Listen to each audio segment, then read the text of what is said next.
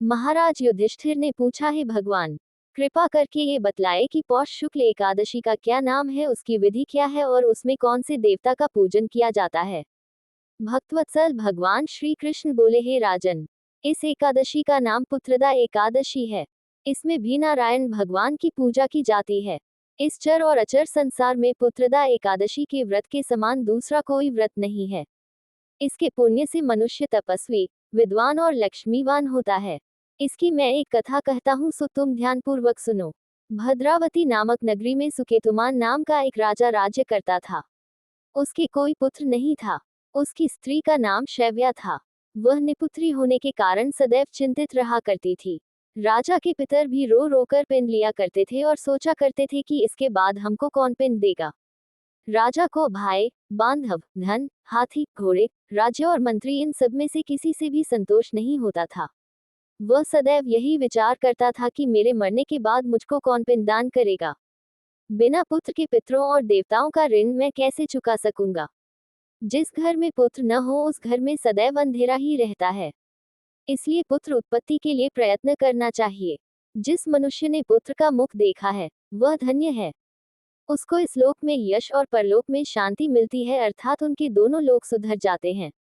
पूर्व जन्म के कर्म से ही इस जन्म में पुत्र, धन आदि प्राप्त होते हैं। राजा इसी प्रकार रात दिन चिंता में लगा रहता था। एक समय तो राजा ने अपने शरीर को त्याग देने का निश्चय किया, परंतु आत्मघात को महान पाप समझकर उसने ऐसा नहीं किया।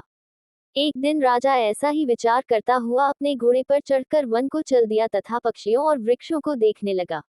उसने देखा कि वन में मृग, व्याघ्र, सुअर, सिंह, बंदर, सर्प आदि सब भ्रमण कर रहे हैं। हाथी अपने बच्चों और हथिनियों के बीच घूम रहा है। इस वन में कहीं तो गीदड़ अपने कर्कश स्वर में बोल रहे हैं, कहीं उल्लू ध्वनि कर रहे हैं। वन के दृश्यों को देखकर राजा सोच विचार में लग गया। इसी प्रकार आधा दिन बीत गया।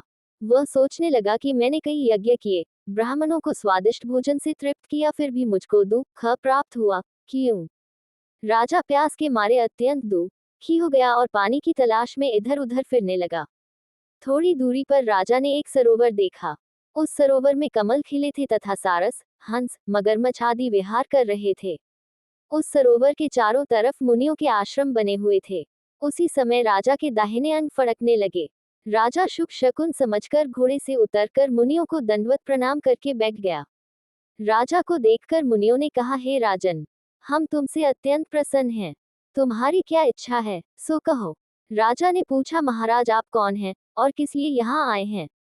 कृपा करके बताए। मुनि कहने लगे कि हे राजन, आज संतान देने वाली पुत्रदा एकादशी है। हम लोग विश्वदेव हैं और इस सरोवर में स्नान करने के लिए आए हैं।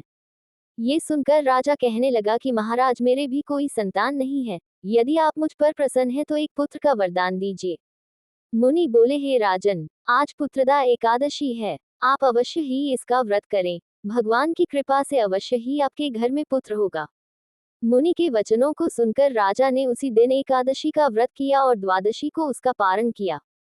इसके पश्चात मुनियों को प्रणाम करके महल में वापस आ गया।